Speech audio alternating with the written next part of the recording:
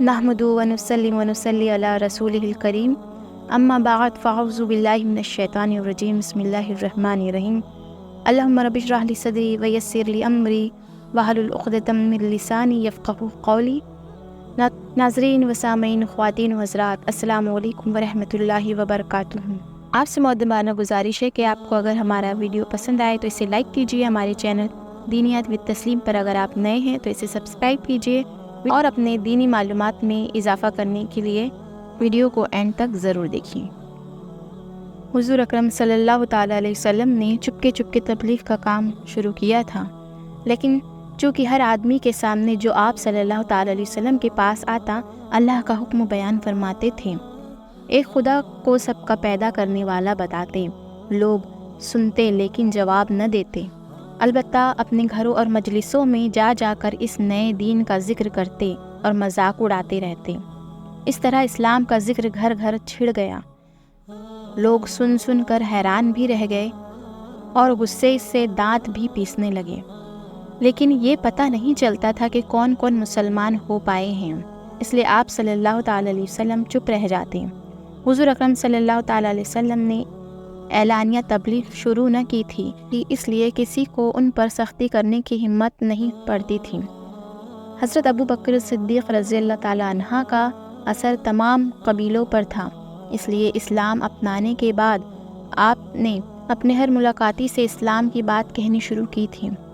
لوگ سنتے، اکثر قبول کرتے اور اسلام اپنا لیتے۔ چنانچہ آپ کی کوششوں سے حضرت عثمان بن عفان، حضرت طلحہ بن عبداللہ، حضرت سعد بن ابی وقاص، حضرت عبد الرحمن بن عوف، حضرت زبیر بن عباس ایمان لے آئے۔ ان ہستیوں میں حضرت عثمان رضی اللہ تعالیٰ عنہ کافی مالدار تھے کہ اسی وجہ سے لوگ انہیں غنی کہا کرتے تھے۔ اب ان سب لوگوں نے مل کر تبلیغ کا کام شروع کیا، لیکن یہ تبلیغ ابھی تک رازداری کے ساتھ ہی ہو رہی تھی۔ پھر بھی ان تمام کوششوں کے نتیجے میں دھیرے دھیرے اسلام پھیلنے لگا۔ چنانچہ حضرت ابو عبیدہ رضی اللہ تعالیٰ عنہ، حضرت ابو طلحہ، حضرت عبد الاسد بن ہلال، حضرت عثمان بن مظعون، حضرت قدامہ بن مجعون، حضرت سعید بن زید، حضرت فاطمہ، حضرت سعید بن زید کی بیوی وغیرہ بہت سے لوگ مسلمان ہو گئے۔ دھیرے دھیرے مسلمانوں کی تعداد میں اضافہ ہوتا گیا۔ ابھی تک سب لوگ مکہ کے سرداروں سے ڈرتے تھے، اس لیے اپنے اسلام کو چھپائے ہوئے تھے، نماز چھپ چھپ کر پڑھتے تھے اور اپنے گھروں کے کمروں میں چھپ کر نماز ادا کیا کرتے تھے، یا پہاڑوں کے دراروں میں یا غاروں میں جا کر نماز پڑھتے تھے۔ چونکہ ہر آدمی اپنے مسلمان ہونے کو چھپاتا تھا، اس لیے مسلمانوں کو بھی معلوم تھا کہ کون کون سے لوگ مسلمان ہو چکے ہیں۔ کچھ دنوں کے بعد حضرت عمر، حضرت سعد بن ابی وقاص کے بھائی حضرت عبداللہ بن مسعود، حضرت عمار بن یاسر، حضرت خبیر بھی مسلمان ہو گئے۔ جو لوگ ابھی تک مسلمان ہوئے تھے وہ اپنی اخلاق میں سب سے نمایاں تھے، لیکن مالدار بالکل نہ تھے، بلکہ اکثر تو غلام اور بندیاں تھیں۔ اس وقت مسلمان نمازیں بھی چھپ چھپ کر پڑھا کرتے تھے۔ حضور صلی اللہ تعالی وسلم بھی اکثر پہاڑوں کی دروں میں جا کر نماز ادا کیا کرتے تھے۔ کبھی کبھی حضرت علی رضی اللہ تعالیٰ عنہ کو بھی ساتھ لے جاتے تھے اور اپنے ساتھ نماز پڑھاتے تھے۔ ایک دن حضور اکرم صلی اللہ تعالیٰ علیہ وسلم حضرت علی رضی اللہ تعالیٰ عنہ کو لے کر ایک پہاڑ کے درے میں پہنچے۔ نماز کا وقت ہو گیا تھا، دونوں نماز پڑھنے لگے۔ اتفاق سے حضرت علی کے چچا ابو طالب ادھر سے آ نکلے۔ ابو طالب کے ساتھ حضرت جعفر حضرت علی کے بھائی بھی تھے۔ دونوں قریب کھڑے تھے، حیرت بھری نظروں سے حضور صلی اللہ تعالیٰ علیہ وسلم اور حضرت علی رضی اللہ تعالیٰ عنہ کو نماز پڑھتے دیکھ رہے تھے۔ کچھ دیر بعد ابو طالب نے حضرت جعفر سے کہا، حبل کی قسم، جس طریقے پر محمد صلی اللہ تعالیٰ علیہ وسلم نماز پڑھ رہے ہیں بڑا ہی دل لبھانے والا طریقہ ہے۔ جعفر، تو بھی اپنے چچیرے بھائی کے بازو میں کھڑا ہو جا۔ فوراً حضرت جعفر رضی اللہ تعالیٰ عنہ دوسرے طرف کھڑے ہو گئے۔ نماز پڑھتے دیکھا تو حضور صلی اللہ تعالیٰ علیہ وسلم نے فرمایا، جعفر تم مسلمان ہو جاؤ۔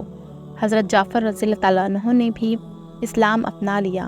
حضور हुजूर सल्लल्लाहु ताला अलैहि वसल्लम ने दुआ दी, अल्लाह तुझे जन्नत में 2 बाजू दे जिससे तू फिरदौस में उड़ सके। जब आप सल्लल्लाहु ताला अलैहि वसल्लम नमाज़ पढ़ चुके तो आपने अबू तालिब को खड़े देखा। आप सल्लल्लाहु ताला अलैहि वसल्लम ने अपने चाचा को सलाम किया। अबू तालिब ने पूछा, बेटे ये तुम क्या कर रहे हो? आप सल्लल्लाहु ताला अलैहि वसल्लम ने इरशाद फरमाया कि चचा मैं नमाज़ पढ़ रहा था। अबू तालिब ने हैरान होकर पूछा, नमाज़ पढ़ रहे थे? तुम्हारे सामने तो कोई खुदा या बुत तो था ही नहीं। हुजूर सल्लल्लाहु ताला अलैहि वसल्लम ने बताया, मैं बुतों को सामने रख कर नमाज नहीं पढ़ता। अबू तालिब ने पूछा, फिर किसकी नमाज़ पढ़ रहे थे? आप सल्लल्लाहु ताला अलैहि वसल्लम ने इरशाद फरमाया, उस खुदा की जिसने सब कुछ पैदा किया है। नमाज का ये तरीका तुमने किससे सीखा? अबू तालिब ने पूछा। आप सल्लल्लाहु ताला अलैहि वसल्लम ने इरशाद फरमाया, चचा जिब्राईल फरिश्ते अलैहिस्सलाम से। आपको बहिरा राहिब का वाक़या याद है? अबू तालिब ने कहा, हाँ याद है। और इस पर आप सल्लल्लाहु ताला अलैहि वसल्लम ने फरमाया, मुझ पर वही नाजिल होने शुरू हो गई है, अल्लाह ने मुझे पैगम्बर के लिए चुन लिया है। इस पर अबू तालिब ने पूछा, तुम पर अल्लाह का क्या पैगाम नाजिल हुआ है? तो आप सल्लल्लाहु ताला अलैहि वसल्लम ने फ़ौरन कुरान की तिलावत शुरू कर दी। अबू तालिब सुन रहे थे, उनके दिल पर इन आयतों का असर हो रहा था, बदन कांपने लगा था। जब हुजूर सल्लल्लाहु ताला अलैहि वसल्लम खामोश हुए तो अबू तालिब ने पूछा, ये कौन सा मज़हब है? आप सल्लल्लाहु ताला अलैहि वसल्लम ने बताया, ये इब्राहीम अलैहिस्सलाम का तरीका है, उन्हीं का दिया हुआ ये नाम इस्लाम है और इसके मानने वाले मुसलमान कहलाते हैं। अबू तालिब बोले, बेटे ये तो बड़ा अच्छा मज़हब है, अल्लाह की इबादत का ये अच्छा तरीका है। हमें फ़ख्र है कि हमारे ख़ानदान में नबी पैदा हुए हैं। प्यारे बेटे, तुम्हारे दादा की पेशन गोई पूरी हुई, क्या तुम जानते हो वो क्या पेशन गोई थी? आप सल्लल्लाहु ताला अलैहि वसल्लम ने फरमाया, नहीं चचा मैं नहीं जानता। हज़रत अबू तालिब ने फरमाया, मैं बताता हूँ। जब तुम पैदा हुए थे तुम्हारे दादा ने तुम्हारा नाम मोहम्मद रखा था। लोगों ने एतराज़ किया कि आपने अपने पोते का नाम नया और निराला क्यों रखा है?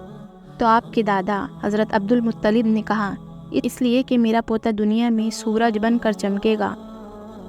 बेटे अब जबकि तुम पर वही आने का सिलसिला शुरू हो चुका है और अल्लाह ने तुम्हें अपना रसूल बना लिया है, तो यकीनन तुम हिजाज के नहीं, अरब के नहीं, पूरी दुनिया के सूरज बनकर चमकोगे। अबू तालिब आप सल्लल्लाहु ताला अलैहि वसल्लम के चचा थे, सरपरस्त थे, बुज़ुर्ग थे। आपको उनके सामने ज़ुबान खोलने की हिम्मत ना होती थी, लेकिन जब आप सल्लल्लाहु ताला अलैहि वसल्लम ने हज़रत अबू तालिब की बातें सुनी तो आप सल्लल्लाहु ताला अलैहि वसल्लम ने हिम्मत करके फरमाया, चचा आप भी मुसलमान हो जाएं।